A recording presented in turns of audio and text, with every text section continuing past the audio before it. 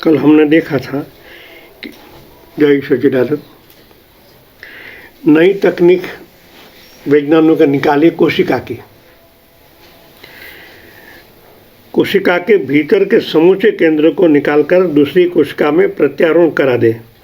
इनका प्रयास सबसे पहले न्यूयॉर्क यूनिवर्सिटी में हुआ था और आज तकनीक तो साइंटिस्ट करते ही हैं, मगर वो प्रैक्टिकल करने के लिए कुछ चाहिए। किसी कोशिका को निकालकर, जिस तरह लीवर करते हैं, लीवर का एक टुकड़ा निकालकर वहाँ डालने के वो एक हो जाने का विकास होता है। इसी तरह ये सूक्ष्म है कोशिकाएं, दूसरों की शुद्ध कोशिका को लेकर प्रत्यारोपण करके फिर उन्हें अंदर अलग अलग विधियां बताई उरी ने सुबह में, तो हो सकता है। मगर हम तो उनके सीधे प्राण से ही करते हैं तो तुरंत रिजल्ट भी मिलता है। वो ऑपरेशन करना पड़े, महंगा भी हो सकता है, कष्टदायक भी हो सकता है, फेल भी हो सकता है, कहीं इसमें है। मगर जब प्राण से आप करते हो तो निर्विघ्न होता है, बिना खर्चाल होता है और तत्काल रिजल्ट, न कोई काप-कूप न कुछ नहीं।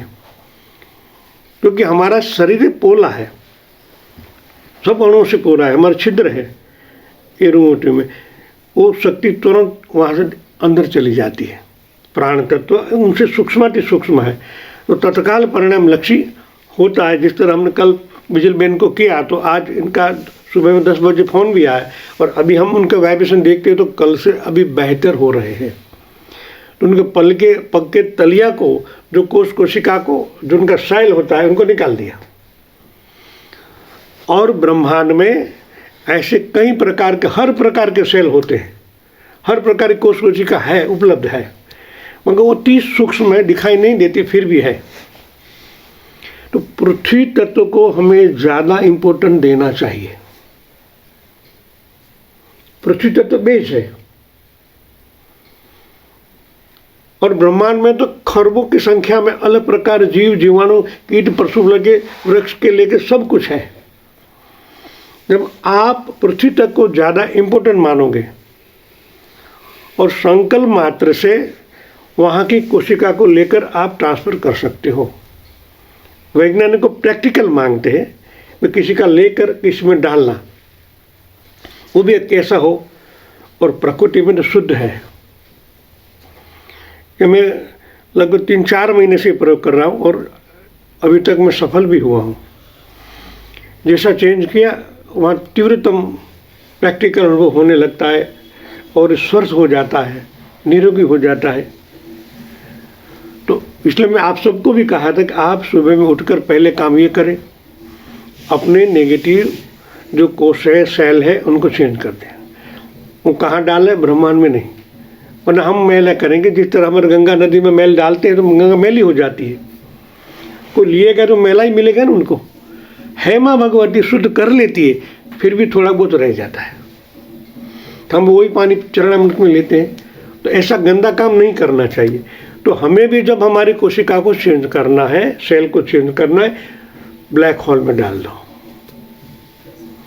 बोल से भी ब्रह्मांड में नहीं, ब्रह्मांड में लेना है, डालना ब्लैक होल में है तो भस्म हो जाएगा। क्या ब्लैक होल इतनी एनर्जी वाला है? अब देखते हो ब्लैक होल में कई विमान पूरे अंदर गर्द हो जाते हैं, बड़ी बड़ी स्टीमरें गर्द हो जाती है, तो इतना शक्तिपात वाला है, एनर्जी वाला है, डार्क एनर्जी है, वो खींच लेता, भस्म कर देता है। तो हमारी अशुद्धियाँ ब्लैक होल में ही डालनी है, कभी ब्रह्मांड में नहीं। तो ब्रह्मांड शुद्ध रहेगा तो आज न कल सबके लिए काम आएगा, क्योंकि ये टेक्निकल आज और भी आगे बढ़ेगी, यही व्यापार होगा। तो हम अभी अशुद्धि डालेंगे तो हमारी आने वाली पीढ़ी के लिए अशुद्धि ही मिलेगी। जब हम संकल्प करें ब्लैक होल में डाल दो, वो भस्म हो जाएगा। ये टेक्निक ही काम आती है। बहुत संभव है कि कल विज्ञान प्रयोगशाला में मानव या किसी और किस्म की प्राणियों का महामानव की सृष्टि करने में समर्थ हो जाए। जिस तरह यहाँ बताया गया उदाहरण के लिए, यदि आज भी जयप्रकाश नारायण की त्वचा की कोशिकाएं लेकर उनके उत्तक संबंध बना लिए जाए तो कल तकनीक विकसित होने पर जेपी की असंख्य अनुकृतियाँ उनकी त्वचा कोशिकाओं तैयार हो जाएगी और हम उसको किसी को दे पाएंगे। देने का जब नाम लेते हैं यही काम आती है। तो अब ये सूक्ष्म है। जयप्रकाश नारायण जी की जो कोशिकाएं आज भी है, हमारे हिसाब से थोड़ा संशोधन करने मालूम पड़ जाए कि जैसे हमारी प्रतिकृति वहाँ ब्रह्मांड में है, हमारी प्रतिकृति ब्रह्मांड में है ही, तो सबकी है, तो शायद हमारे ऋषि मुनि की होनी चाहिए या कई महामानव की भी होनी चाहिए। आप उनके साथ संपर्क करें, जहाँ जैसी जरूरत पड़े उनको उठाकर ट्रांसफर कर दें। अभी हमारे लिए और भी नई दिशा खुली है। रोज जहाँ बिगाड़ है बॉडी में, उनको देख लो, ट्रांसफर करो, इनको निकालने के फिर वहाँ से लेके डाल दो। अब हम शुद्ध प्राण की डालते हैं, फिर हमको ऐसा लगा भी चाहे हमें वैज्ञानिक टेस्ला है, टेस्ला के साथ तारीख करें, तो वहाँ जो शुद्ध है देख लो, वहाँ शुद्ध है तो वन की अणु ले लो, परमाणु ले लो, उनकी तन्मांतरें पड़ी हुई है। वो थोड़ा संशोधन का विषय, वो गहराई से देखने से वो भी पता चल जाता है कि कहाँ क्या पड़ा हुआ है और कहाँ से उठा के यहाँ डाल दो। फिर नई बड़ी टंकियाँ बना दो, उसके अंदर उसको रख दो। मैंने ऐसे कई प्रकार की टंकियाँ बनाई है जो मैं संशोधन करता हूँ। अभी रिलैक्स भाग 1, रिलैक्स भाग 2 ऐसी टंकी में डाल रखा है कि भविष्य में, और एक 1000 किलोमीटर लंबी, 1000 किलोमीटर चौड़ी, 1000 किलोमीटर, कभी कमी ना हो। मांगना है तो पूरा ही बना दो, तो उसके अंदर मैंने डाल दिया है, आज तक वो पड़ी हुई है। फिर मेरे को रिचार्ज करनी पड़ेगी, पर उसको परमानेंट कर लूँगा। ऐसा लगता है कि ये काम परफेक्ट होगा, तो आने वाली पीढ़ियों के लिए उसको परमानेंट स्थिर है। फिर खाली तार जोड़ के आपको डाल देना है, ये हो सकता है। कैसे और भी जैसे निकलेंगे, इनमें लिखा हुआ है ना, डीएनए सूत्र को वांछित खंडों में काटकर विष को विषय में बदलने का समर्थ है। डीएनए सूत्र को वांछित खंडों में काटकर विष को विषय में बदलने का समर्थ है। तो इन विज्ञान कथाओं के कल्पना में मानो एक सच्चा पंख लग जाए और इजाइज को ह्यूमन इजाइज कहा जा रहा है और उसे हेमोफिलक्स इन्फ्लुएंजी का नामक जीवाणु प्राप्त किया गया है। इसके अध्ययन से पता चलता है कि एंजाइम डीएनए सूत्र को कुछ विशिष्ट बिंदुओं से ही तोड़ता है। बाद में इस प्रकार से अनेक विशिष्ट डीएनए भंजक एंजाइम खोजे गए हैं। इन एंजाइम से SB4014 नाथांस और के डाला की 11 खंडों में विभक्त कर दिया दिखाया है। अब तो इस तकनीक को अनेक प्रयोगशाला में वायरसों की अनुवांशिक समष्टि या जीनोम की खोज भी श्रृंखला आरंभ हो गई है। कि वायरस जाए, चाइना से वायरस आए, ऐसे ही खोज से हम परेशान हैं। इनको पॉजिटिव में भी कर सकते हैं, मगर उन लोगों ने नेगेटिव में उपयोग किया। तो यहाँ तक जाने से हम उनको तोड़ सकते हैं। ये विज्ञान हमारे हाथ में आ जाए, एंजाइम से, SB14 नाथांस और डाना से, तो हम जैसे हम देखते हैं कि भाई चाइना जो प्रयोगशाला हो रहा है, अभी इनको रख दे, अलविदा करें, ये तो फिर जाएगा वहाँ। तो क्या अब जीन फैक्ट्रियाँ खोली जा सकेगी या वास्तव में संभव है? जीवाणु कोशिकाओं में प्लास्मिस्ट और बैक्टीरियोस अपनी अनुकृतियाँ बनाते हैं। अब आप किसी के जीव कोशिका का केंद्रक निकालकर उनका वांछित डीएनए खंड प्लामिड में भीतर प्रवेश करा के जीवाणु कोशिका में छोड़ दीजिए और लीजिए उस विशिष्ट डीएनए का खंड में जो जीन है उनकी अनुकृतियाँ तैयार हो जाएगी। ये आपका विषय है, सलाह मशवरा करके ये हो सकता है। बहुत संभव है कि कल इसी तरीके से मधुमेह के रोगियों के लिए बड़ा सस्ता इंसुलिन तैयार किया जा सके। रुबेन तमारो है,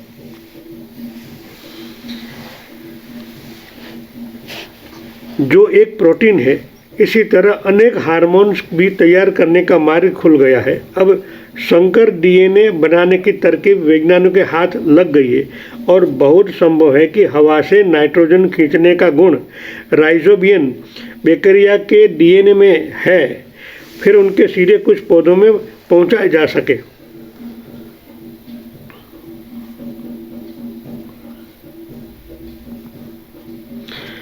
ऐसे लोग जो भी विभिन्न अंशों का तक मृत्यु के बाद आध्यात्मिक जीवन को मानते हैं, बिना आलोचना के ऐसा स्वीकार करते और व्यक्तिगत भावात्मक दृष्टिकोण से इस पर विश्वास करते, वे केवल औपचारिक कर्म को अनौपचारिक धर्म के स्थान रखते हैं।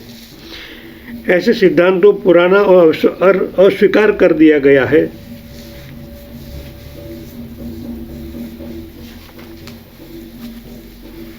आज भी विज्ञान जहां ब्रह्मांड में अकल्पनीय दूरियों में स्थित नक्षत्रों और तारों के रहस्य को अनावृत कर रहा है, वहीं दूसरी ओर वह मानवीय कल्पना से परे जो सूक्ष्म हो सकता है उनकी खोज में लगा है। उदाहरण के लिए हम जीव जगत की मूल इकाई को लें।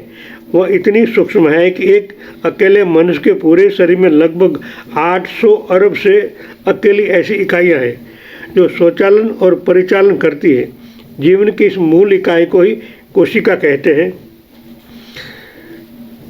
अनैच्छिक ग्रंथियों, ऐच्छिक ग्रंथियों, तो ये भी कोशिका ही बनी हुई है, तो उसके अंदर भी हम थोड़ा कुछ कर सकते हैं। जो स्वतः चलती रहती है उनमें भी कभी खराबी आ जाती है। स्वैच्छिक ग्रंथियों में खराबी हमारे द्वारा होती है और अनैच्छिक ग्रंथियों में खराबी बाहर के उससे होनी चाहिए, ऐसा मेरा मानना है। तो उनमें भी बाहर से भी लेकर ओटीडी किया जा सकता है, ये विज्ञान है। कोशिका बदली जा सकती है। आज से आपको ऐसा करना है तो आप ये कर पाओगे। मैंने जो ये प्रैक्टिकल किया हुआ है तो उनसे होता ही है, 100% होता है।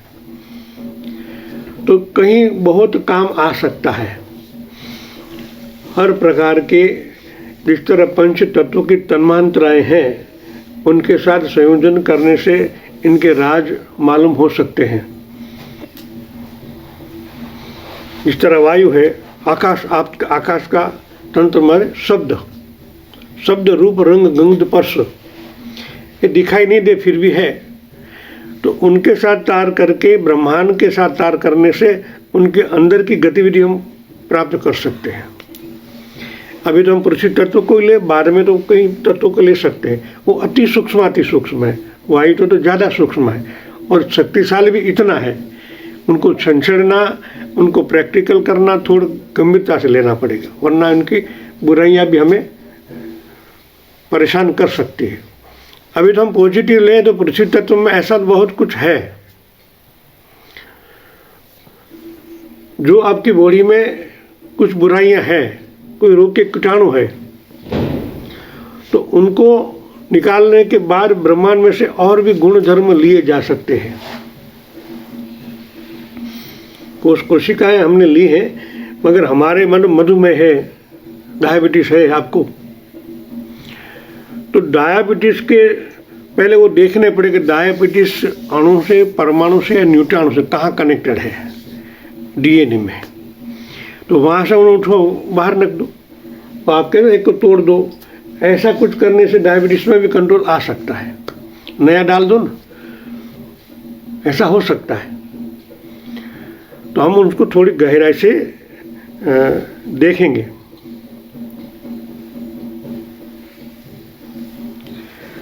साइटोप्लाज्मा होता है जो एक लचकदार पदार्थ है जो फिर प्लाज्मा होता है। न्यूक्लियस में डीएनए रहता है। जैसा पिछले प्रसंग में बतलाया जा चुका है कि मनुष्य के गुणसूत्रों और अन्य प्रकार की सूचनाओं का भंडार है।